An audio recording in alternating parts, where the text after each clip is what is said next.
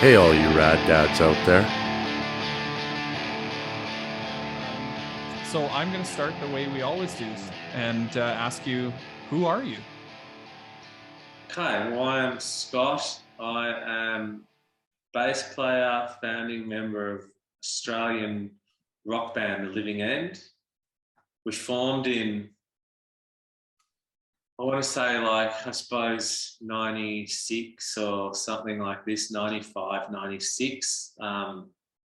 We've released, I think, like 7 or 8 studio albums or something, toured a lot. We've had, a really good amount of success in Australia, as far as charts and radio play and all that kind of stuff goes. So we've been able to do it for this long. Yeah. We actually formed, me and Chris, the singer, the guitar player and singer, formed when we were in high school, because we've known each other since we were like little kids, like little kids. Um, yeah, so that's kind of who I am. I'm also a father of 2 children. I have a 16-year-old son. I have a 13-year-old daughter, and I live with my partner Claire and her children. She's got 12-year-old twins, a boy and a girl. Okay. So we've got like a little Brady Bunch blended family here. We've got 2 dogs and 3 chickens as well, that we're parents to. Wow. And, and we are, yeah, it's good because sometimes we have all 4 children in the house. Sometimes we just have my kids. Sometimes we just have her kids. Yep. And sometimes we have no kids. So it's good. It's always, it's always new. Every few days there's a kind of a new scenario. So And that's teenagers. cool. So lots of activity around your house. And so my son's 16. My daughter's just entered teenagerhood. Yep. And yeah, the twins are 12. So the twins are still in, I think you would call elementary school or something. So they're in grade 6. And the way our school system works is you go to elementary school until grade 6, and then and that's when you're 12 years old. Yep. Which they are. And then next year they'll go to high school, which will be from year 7 all the way through to year 12. Okay. So that's like middle school and senior school, I suppose, for you guys. Yeah. It depends. We sometimes we'll say middle school. Sometimes we'll say junior high school. So it depends how the school's set up. Some of them are, 7 to 9, exactly. 7 to 10, that kind of thing. Yeah. So we've got them kind of at both at the tipping point, because the twins are in grade 6. They're the big kids of the little school. Right. My daughter's in year 7, and she's the little kid in the big school, and my son's he's heading into doing his last finals. He's heading into year 11. Yeah. Wow. So he's doing we call it VCE. Yeah. His final 2 years. So yeah, it's been like parenthood's, it's changed so much in the last couple of years. And also especially the fact that we've been basically locked down for the last 2 years. Yeah, I was going to ask you about that. It's been super weird because, I think it's important for kids to feel like the big kids in the little school, the elders, the elders of their school, and be surrounded by kids younger than them and feel like they're setting an example for the younger kids, and to kind of feel that responsibility. And this is where I feel really sorry for the twins, because they're called Mila and Dali, by the way. I don't like referring to them as the twins all the time. They're called Mila and Dali. Okay. And I feel sorry for them because they've missed out on actually being on the campus and getting that feeling of being the big kids. I mean, there was some breaks in the lockdowns where they were able to be there, but the majority of the year's been spent at home. So that's a shame. And also similarly for my daughter as well, her name's Ginger, and she's missed out on most of her first year of high school, where a lot of connections are made, like after primary school, kids go off to different high schools. And and so socially it's a really important year for her. And she's she's really suffered as a result of that. It's you know, I can't. The end of the year can't come quickly enough for us. I think there's going to be some going back to school for her in this last term, because our year runs opposite to yours, obviously, because we're on opposite sides of the planet. So we have our summer break is coming up at the end of this last term of school that they're in. So, and then she starts next year as a year 8 student.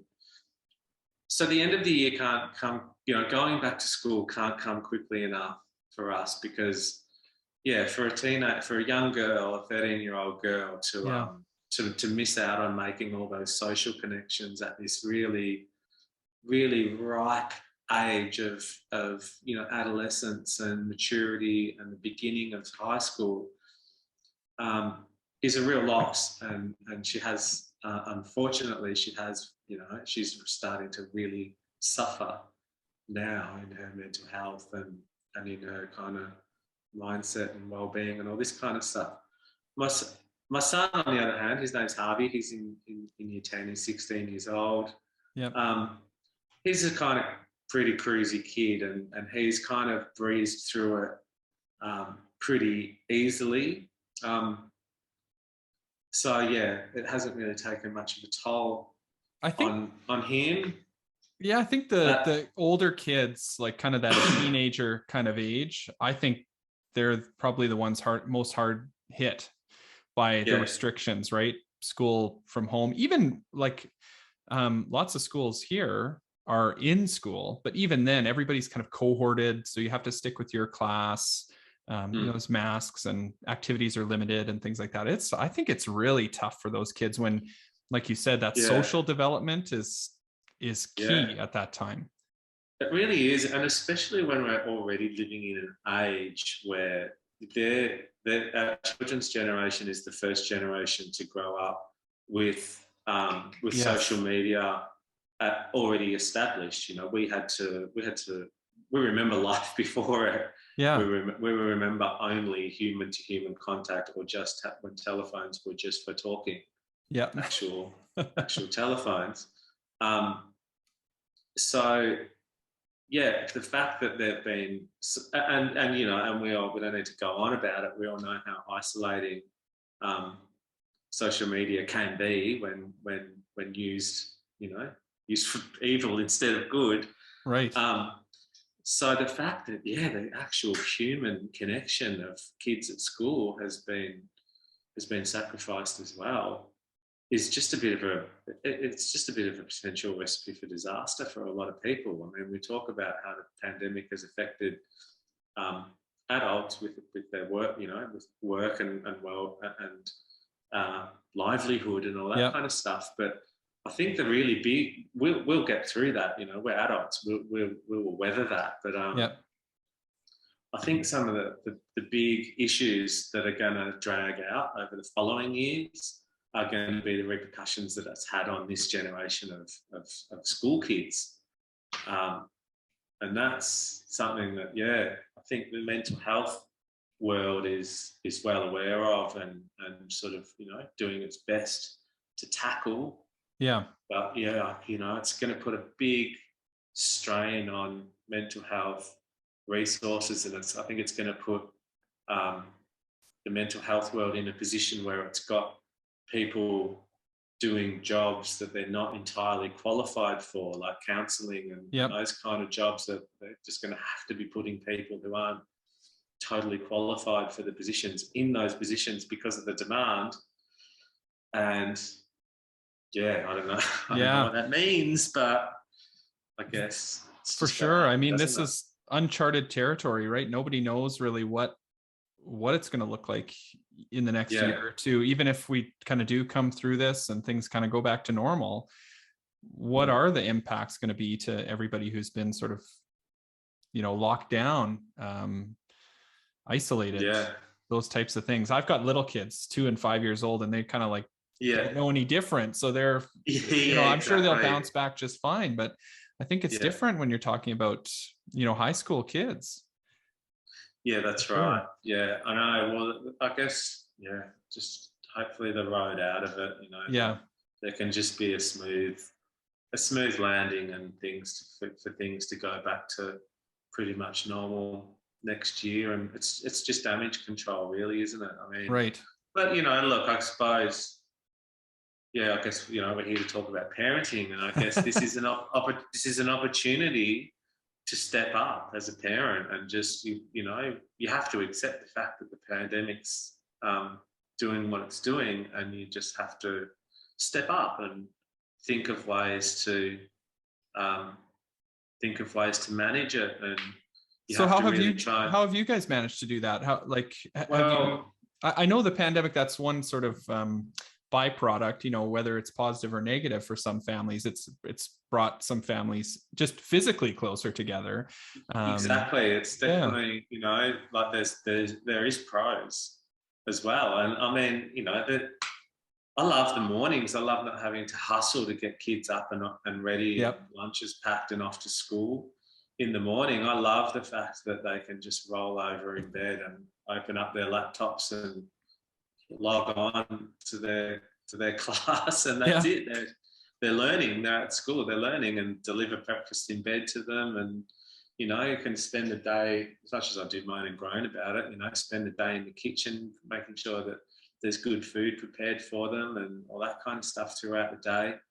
I think that's kind of cool. That element of homeschooling is quite good. But as far as the social thing goes, basically the only thing that we can really do with the social thing is to encourage the kids to go and hang out with their friends at the parks and things like that. And as I was saying before, we're in the fortunate situation where sometimes we've got 4 kids in the house, sometimes we've got 2, my 2, and sometimes we've got my partner's 2. So when we've got 4 kids in the house, that's great, because there is a social connection between the Brady Bunch, we call it.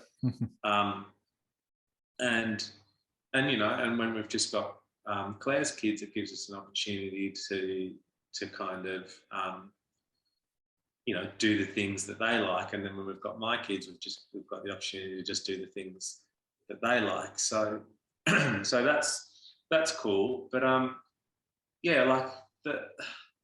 think that the toughest thing in the house at the moment is keeping kids off screens, just limiting the use of devices, because they're sitting in their beds in a half dark room on their computers with their phones next to them, and they're doing their work on their computers and sometimes using their phone for either research or talking to their friends or Snapchatting or stuff like this.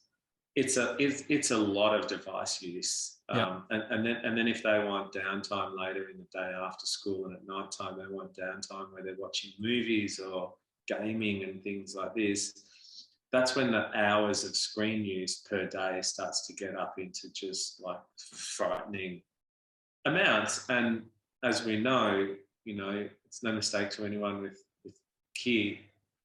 that have kids that, the more screen time kids have, the less motivated they become to do other things, and it's just a snowball. So that's a big challenge, is trying to find that line between realizing that the screens, after school, that the screens are a good way for them to spend time. I mean, we've gone through winter where they can't really be outside doing much, and there's just not that much else to do. I mean, how many jigsaw puzzles and crosswords and how much, and also hanging out with your parents too sometimes is just boring, right? You gotta accept that. So anyway, just that's one of the big challenges, trying to manage that. But just finding things for them to do. Like I said, we've got 2 dogs, so they're good. They need walks, which is cool. That gets us out of the house. Sending kids out to go and get things from the store is another good way to get them out of the house. Go down to the store and get me some milk, or get me some whatever, and also get something for yourself as well. Is a good little incentive for them to get out and go for a walk. And another one, you'll like this. I and my daughter have both recently gotten back into skateboarding. Oh, okay. Yeah, we both just bought new boards, like within the last new skateboards within the last month or something. I pulled this old Caballero skateboard that I had that I got given to me for my 40th birthday 6 years ago. Yeah. That I've just used as a bit of a cruiser, you know, like to go down to the shops and stuff like that. But about a month or 6 weeks ago or something, I got myself a new skateboard and I started skating at skate parks and like really trying to take it up again, because I used to skate when I was a kid. Yeah. And my daughter's kind of taken to it as well. So that's cool. So we've been going to just car parks and finding nice concrete surfaces that we can just go and cruise around on. And she's just learning. She's just once come to the skate park with me. So yeah, so that's become a cool thing for her. Yeah, exciting as you head into summer holidays. Yeah. Yeah, exactly. That's going to be a good activity for you. Really cool. Yeah. That's awesome. So this is a Rad Dad show. Would you consider yourself a rad dad? I think so. Yeah. If it's not, you know, if it's not too kind of big-headed to say, then no, yeah, celebrate it. You know, that's certainly what I aim for. You know, dogs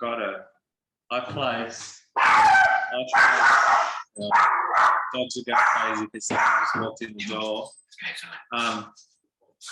Yeah, it's something I place a massive importance on. You know, like luckily the band has afforded me 25 years or whatever of, don't worry about it, 25 years of not having to hold down a day job. So, I mean, you know, touring commitments have been pretty heavy over some of those years, but definitely eased off over the later ones. But it's meant that when I'm home, I'm able to be home 24/7. You know, right. I'm able to be there for school drop-offs and pickups, and you know, before the kids went to school when they were small, I was able to be home all day. And now, you know, like have that consistency in their lives where I can be there for them, you know, day in, day out for long periods of time. So yeah, I've really tried to make the most of that and take advantage of that and be the most raddest dad possible. So you know, what are those qualities of a rad dad? Like how do you define that? You talked about you know, touring musician. There's one part of it, but what else? Well, yeah, I guess the main thing, you know, it all falls under the umbrella of setting a good example for your kids. You know, kids learn by watching, not by being told. Like, you know, one thing that I find valuable thing in parenting is, someone said to me once, is you don't remember what your parents said to you. You don't remember what language they use and what words they use when you're being told off, or when you're, you know, in good times and bad times. You don't remember what was said. You just remember how it felt to be a kid, especially a little kid. You know, you just remember how it felt, like how comfortable you felt, how safe you felt, and all that kind of stuff. So I think that's important. Is just, you know, like building a good world for your kids to be in, rather than worrying too much about the language that you use and stuff like that. I think it's more about just what sort of world you build for them. And I like that you sort of talked about, because I'm trying to think, whereabouts were you in your kind of career when you had children, when you first became a dad? Yeah, well, so it was early in the career, I suppose. We were sort of, my son was born in 2005, so there you go. Right around this time, right? Yeah, I was touring a lot when my kids were born. I was touring a lot, basically. I was coming home. I was probably touring at least 50% of the time. And I mean, the upshot of that was, when I was home. But also when I was home, we were a pretty hard working band. As far as when we had time off, we would still, we'd have a rehearsal room where we would go to each day, and we'd be working on new material, and, you know, always looking ahead to what the next album's going to look like, and working on songs. So So we even still worked pretty hard. It kind of was like holding down a day job when we were home, but it just happened to be that a day job was making music. And, Right. and that was cool. Other bands used to laugh at us and just go, man, why do you guys rehearse so much? Well, what else are we going to do? Yeah. But yeah, so that was challenging, being away for so much of the small childhood. I know that when my daughter Ginger was born, she was only a couple of months old, and I came to America, and we made the album White Noise in New Jersey, and then went to Atlanta to mix it. I was away for 3 months, and I was away for 3 months of the first 6 months of her life, basically. Yeah. So that was really challenging. But fortunately, as the kids have gotten older, and we've gotten older, and we're turning more and more into an old farts band, the touring schedule became a lot more friendly on our time. We're not in demand as much. Well, and you probably can dictate when you're available too a little bit more than you used to be. Yeah, exactly.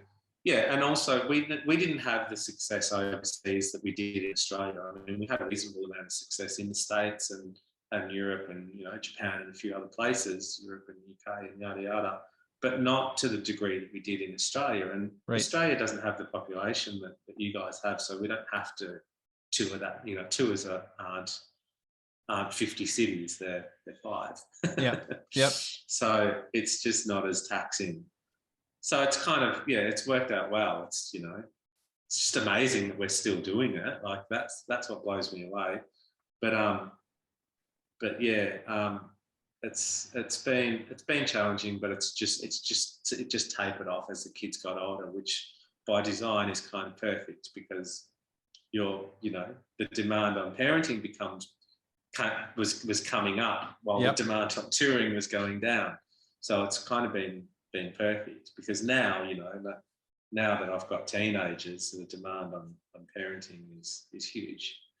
Right. So it's huge. When you are away and on tour, or you're making an album somewhere, like how do you deal with that? How do you manage that, staying connected to home? It's probably a little bit easier nowadays than it used to be, now with FaceTime and things like that. Yeah, well, when my kids were born in 2005, I began Skype was what we used to use to talk to people on the computer. So that was cool. We had face-to-face communication on the computer. But yeah, it's gotten way easier now. It's just FaceTime. Kids have got phones, and that's the progression that it's made. But yeah, I mean, the way I coped was the fact that I wasn't doing it alone. I had my bandmates, Chris and Andy, in the same situation. Chris had kids, had his first kid only 1 year after my first kid. So it was kind of well timed all together. We were both ready at the same point in our lives, given that we've grown up together. It's not unusual. Right. So but that is good to have, be in a similar situation, right? Because I've heard from other musicians too, where they're the first guy in the band to have kids, and that creates a strain too. So yeah, exactly. So it meant that we were always eye to eye on how much time we wanted to spend away from our kids. So that's how we did it. That's how we kind of survived it. We all just kind of helped each other out, whenever one of us was having a hard time with missing home or had issues going on at home with the kids or whatever. We had each other to kind of hold each other up. Nice. With that, which was good. Yeah, because it really was. I think about it much, but looking back on it, there was some pretty difficult times of going, man, I wish we could just go home. Yeah. But but also living the dream as well. It's such a big conflict of interest. And then it gives you, like you said, it gives you that opportunity when you are home to just be home as well. Exactly. So there's that trade-off. That was always the trade-off, because when you're at home, you've got all the time in the world for your children, which is fabulous. Like, it's such an amazing, that's such a great thing to be able to have those. I remember going home and seeing my friends who had 9 to 5 sort of jobs, and friends that wouldn't get home until just before their kids were going to bed, and then they're tired on the weekends, and that's the only time they have with them. And that used to just seem really, really hectic to me. I definitely wouldn't, given the choice, I wouldn't trade it. I'd definitely like to do it like the miners or whatever, the fly in, fly out jobs and stuff. I'd rather do it that way than just the 9 to 5 grind, the week in, week out grind. Yeah, it's tough for sure. Day in, day out. So what was the transition like for you from Scott with no children to now Scott the dad? How did that transition go? Did you have fears about becoming a parent? How did you sort of weather that change in your life? Not really. I didn't really fear it. I was really looking forward to it. It was, I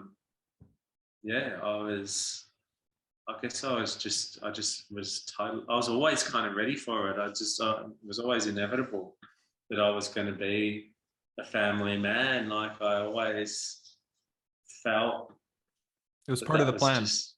That was just the normal thing to do. I mean, the way I grew up, my family were really close. My family have always been really close, and we grew up, out in the walls of suburbia, in kind of safe suburbs of just like-minded families and stuff like that. So have a pretty kind of traditional view of families, and it just kind of felt like the normal thing to do. It wasn't something, and I also am the youngest of 3 children too. Okay. So I'd seen my older brother and sister start families as well, and so that it just felt like the normal thing to do. There was no fear. It was all just epic. There was a hiccup when my son was born. He was born with a condition where one leg was shorter than the other, and that was weird. Wow. Like in the first minutes of his life, I'll tell you a story. It's in the first minutes of his life, when he was being weighed on the scales in the delivery room, we noticed that one of the toes on his foot was, rather than growing where it should, it grew on top of his foot. It didn't have a bone in it. It was just like a skin flap. Okay. And the pediatrician in the delivery room was saying, "Look, what do you want to do about that? There's no toe in there. That's just skin." And I was saying, "Well, I don't know, man. I'm not medical. What do you think I should do?" Yeah. He was saying, "I think we should just cut it off. But you're the one who needs to make the decision." And wow. In all the emotion of first child being born, within minutes having to make a decision like that was heavy. And so they did. They tied a piece of string around it and cut it off with a pair of scissors. And it was like, "What are you doing to my baby?" Oh my God. This is so weird. And then in the first few days of his life, putting nappies on him, always felt like there was something. It always just looked and felt a little bit weird with his legs. And then anyway, so after a few days, I asked the pediatrician, "What's going on here? I feel like I'm putting the nappy on sideways or wrong or something. There seems to be something that doesn't look right here." And anyway, as it turns out, he noticed that there was a slight difference in the length of his legs. So we then had to start a relationship with a pediatric surgeon, a pediatric orthopedic pediatrician. Yeah. And so anyway, to cut a long story short, over the last 16 years, my son has had 3 operations to lengthen his left leg. Wow. If we didn't do anything about it, there would have been a difference of 15 centimetres, which is 6 inches. Right. There would have been a difference of 6 inches in the length of his legs. His leg would have been 6 inches shorter than the other. So each time there's been lengthening done of 2 inches each. Okay. In his bones. So he's had to have these giant apparatuses attached to his leg, and the bone broken and slowly wrenched. Oh my goodness. Millimetre by millimetre over month. These hectic procedures. So it's been weird. He's actually just having his last operation a couple of weeks ago. He's on crutches now. Oh wow! Because he had to just have a little plate put in his leg, which is like nothing compared to what he's been through. He's had all of this framework done on his leg. But more or less should be sort of, that's mostly done now. Like it's pretty much. So it's the difference between the length in his legs is only very, very small now, and it's been really successful. Oh, that's great. He's still, it's still a little bit of an issue for him, but nothing compared to what it would have been. But yeah. So anyway, that's put an interesting spin on parenthood as well, because I've had to with him. So basically, they put a frame on his leg and break the bone. So break whether it's his femur or his tibia and fibula. Break the bone, and then the frame, by turning these screws on it, slowly pulls the bones apart from each other, and then the bone grows back in the middle to meet each other. Yeah. And they do it for like this far, and then lock the frame into place, and all that new bone that's growing back in the middle hardens up, and ta-da, you've got an extra few centimeters length in your leg. But while that is happening, and we're talking about, a 4 or 5 year old kid, and a 7 or 8 year old kid, and then a 10 or 11 year old kid, like all the different operations that he's had, while the bone is being lengthened by the apparatus attached to his leg, and mind you, these apparatus is a big frame, and then they've got bolts going through the skin into his bones. Right. So there's all these pin sites, they're called, which are just like big gaping open wounds with bits of steel going into them. So I basically had to become a nurse to be able to care for those wounds and clean them and dress them and all this kind of stuff. But also become a physio as well, because while the apparatus is able to lengthen the leg, lengthen the bone, physio needed to be done to lengthen the muscles and tendons and ligaments around those bones and joints in his knees and ankles and stuff like that. And so I've had to spend a lot of time putting my son through pain, basically. Right. Oh my goodness. It's almost like medieval what I've had to do to this kid, like put this apparatus on and crank it up and make the leg longer and stretch it, and then stretch his muscles and stuff, while he's been having to be dosed up on some hardcore pain relief and stuff like this. And the reason I'm telling this story is because it's put a bit of a spin on parenthood for me and my son. And he's the most incredibly, as a result of this, we have an incredible relationship with each other.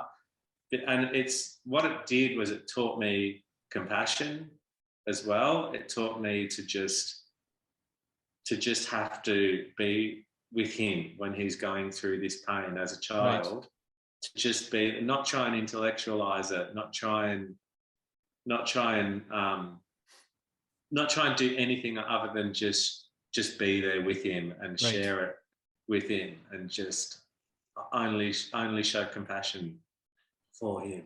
And you almost, like, as a parent, you, like, it's a weird thing, but you almost do feel your child's pain. Like when they're suffering, you are suffering, right? So exactly. If you could take it away from, suck it out of them, take it upon yourself, you would do it in a heartbeat. It's so difficult to watch. But so it's taught me a lot as a parent to have to go through that and to just be 100% compassionate. But it's also taught him a lot in life as well about accepting pain for starters, and just being able to tolerate things. It's made him it's given him this incredible outlook on life. And he's a really unique boy.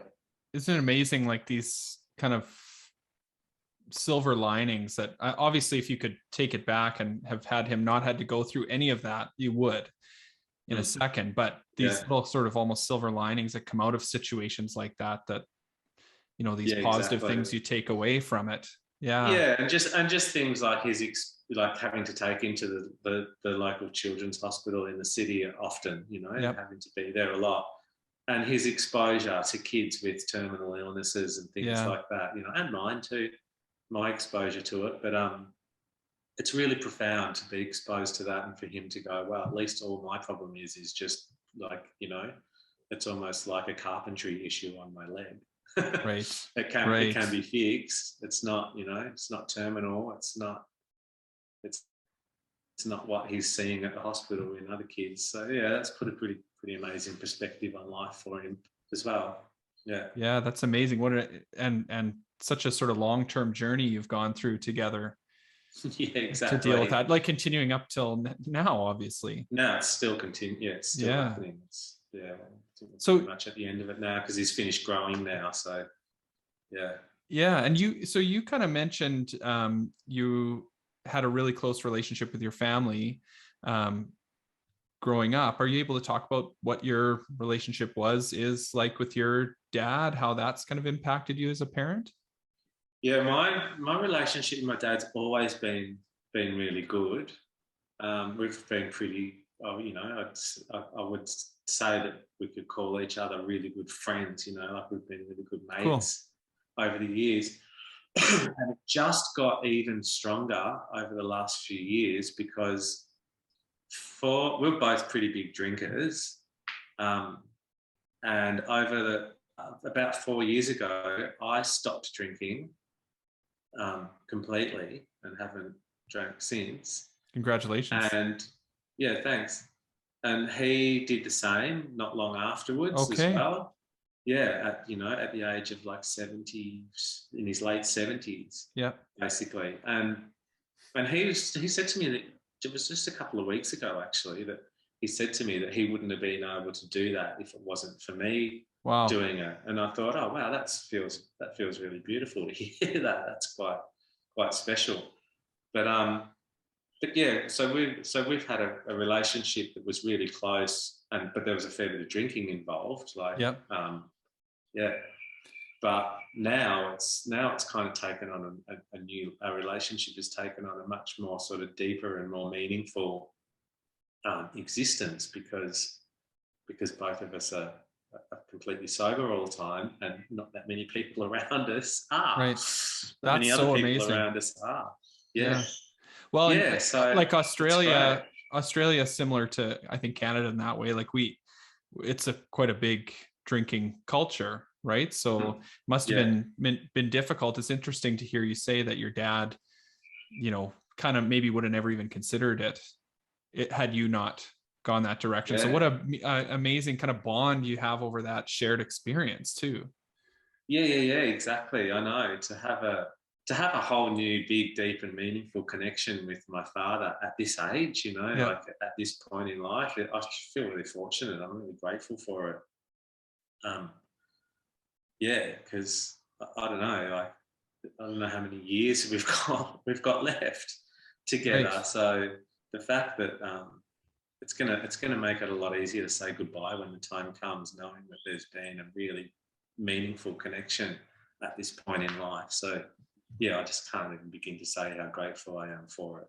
It's always neat to see those sorts of things, and to hear those stories as we get kind of later in life. I just find it so interesting, because we kind of think of our parents as like the people who bring us up, but what does that relationship look like going into the future as we're adults? And yeah, that's right. I just find it totally fascinating, for sure. And I kind of makes me think about my own situation a little bit. My mom passed away last year, and as you know, that obviously terrible situation, but it's brought me and my dad a lot closer. And you know, kind of help develop that friendship side of things too, and that bond in that way. And it is a really amazing thing. I'm very grateful for as well, you know, to have that relationship. Yeah, it really is. It's an interesting study, isn't it? Like the dynamics of family and how it changes so much, or just, I guess it's more about age, as much about aging as it is about family, and how it all changes so much over the course of a life. Because I find it totally fascinating, because, you know, we are the seeds of our parents, and then we leave seeds for our kids as well. And and when there's all the complexity of genetics, the genetics that are involved there. It is such a rich subject, and that we're all experiencing. Yeah. Where everybody, there's not a single person in the world who's not experiencing this beautiful thing that is, you know, the growing of the seed, the passing on of the seed. It's fabulous. I mean, there's people who don't have kids, but it's just such a rich thing. Everybody's got parents. Right. Everybody's got parents. Doesn't have parents. Not yet, anyway. Right. Yeah. Who knows? One day, but yeah. Yeah. The scientists have been busy over the last couple of years for sure. We'll see. Yeah, exactly. Well, yeah, that's such an amazing story. What I know we're getting close, so I want to give you an opportunity to chat about what's next for Scott Owen. What are you up to these days? I know you've taken on an interesting sort of different hobby over the last few years, and I maybe want to give you a chance to talk about that in addition to anything maybe going on with the band, and I know you've got a new band as well. Yeah, well, I've been, over the last couple of years, I've been drawing these mandalas. If anyone, I'll plug them. If anyone wants to check them out, I've got a site called scottowenmandalas.com where you can buy them. And they're just these drawings that I do. I just basically start in the middle and just keep drawing. They're these big, round, kind of geometrical drawings. But I don't use any kind of measuring tools. I don't use a compass or anything. I just do them all. It's all just hand to eye, and they end up, you know, being like quite large pieces.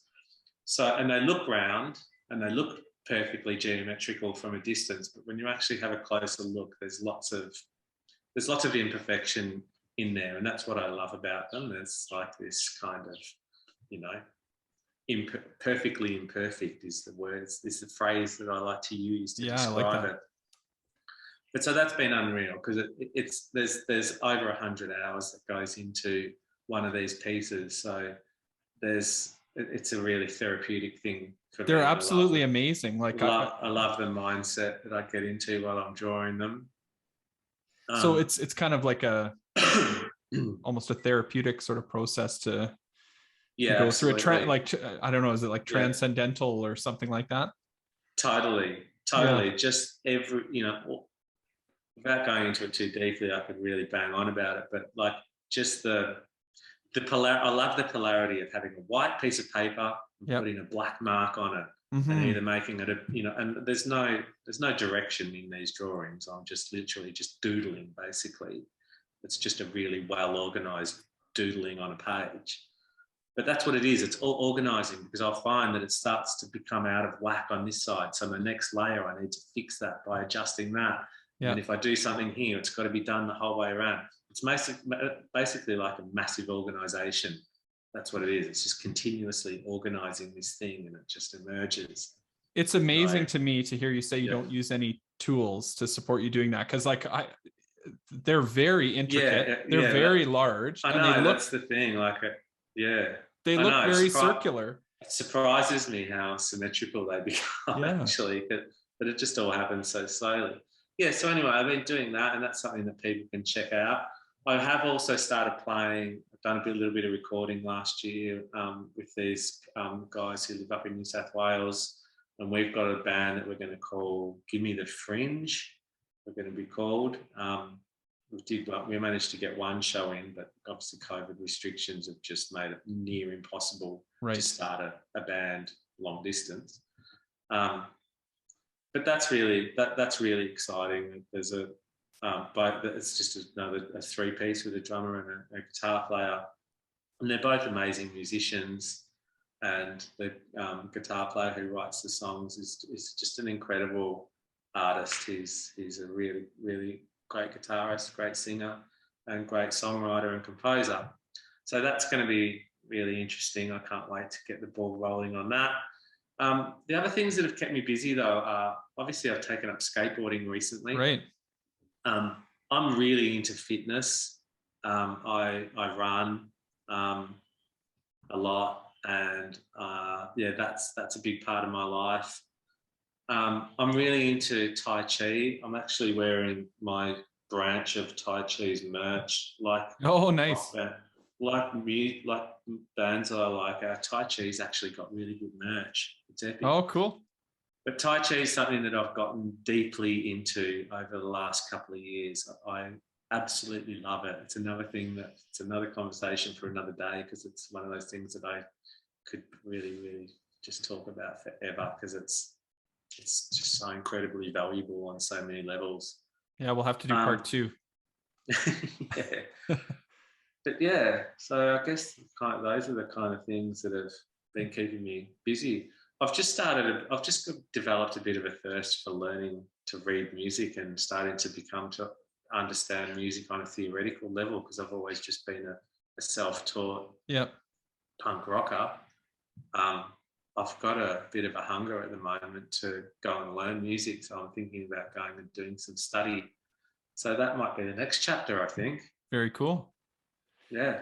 And what about the Living End? You guys, I know, managed to sneak in a couple shows, a few months ago, kind of thing, and obviously nothing kind of on the immediate horizon. Any other plans? Yeah, we've got a couple of shows booked before the end of the year, so hopefully they can go ahead.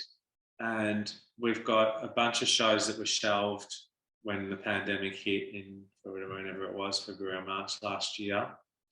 They're all scheduled to happen next year in February, March and April and stuff like that. So hopefully, it's basically just back to business come next year. Promoters are confident, the government's confident that that things are just going to happen again, that the vaccination's the answer to the music industry's prayers. So we wait and see.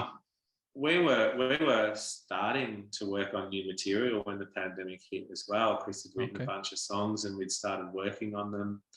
He's about to release, but he's worked on a solo album in the meantime as well. So that's something that people should be keeping their eye out for as well, is Chris's solo record, because it's epic. It's epic. It's really, really good. Yeah, I saw he was doing some shows, kind of some solo shows. So he's done a bunch of shows with a really, really smoking band. Awesome. I describe it to people as a little bit like Bruce Springsteen and the E Street Band.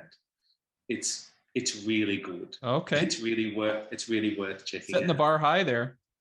Yes, absolutely. Yeah, totally. Willingly and knowingly setting the high. Yes. Okay. Awesome. Yeah. So anyway, so that's that. But yeah, so I don't know. I guess we'll pick up the ball at some time in the future on some new material and keep making records. We'll keep doing what we've always done.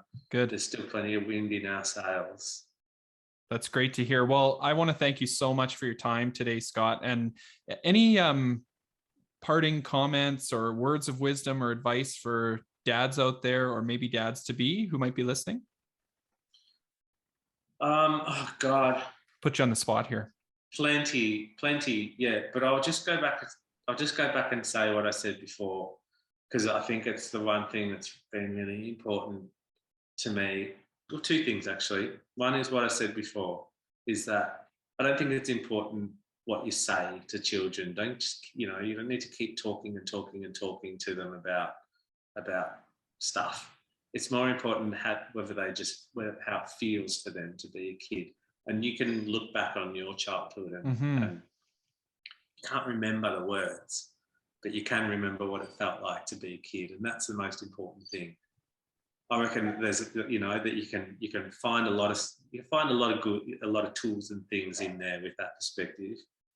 And the other thing is, what I'm realizing now is that how important it is that when just how growth and development happens, kids, they really do need you to wipe their bums and put food in their mouths and stuff, right, up until a certain point. But once they start to hit that point of teenagerhood and they start to realize that they can do that on their own, and that they can discover things on their own, and that when it's time to step back, you have to accept the fact that it's time to step back. Because I know that I just, being judgmental, I see some of the parents that, that have kids the same age as mine that are, trying to hang on a little bit too tight. And I can feel myself doing it as well sometimes. And I think it's really, really important to just step back and let that chasm appear. You know, let it happen. Let it go. Let it exist between you and your child, because it will always, you know, you'll always be able to fill it up again. Right. It'll always come back. But I think you just can't resist that. Anyway, maybe I'm trying to offer that advice to people, but I'm really saying it for to try and impose it upon myself. But well, yeah, look at the story you shared about your dad, right? And you still have those opportunities as you know, your kids become their own person, but that's right. It's never too always late be there as their parent. It's never too late for your relationship with your parent or with your child to evolve to the next level. It's always happening if you're open to it. Well, that's awesome. Again, thank you so much for your time today. It's been really great chatting with you. Really great to meet you.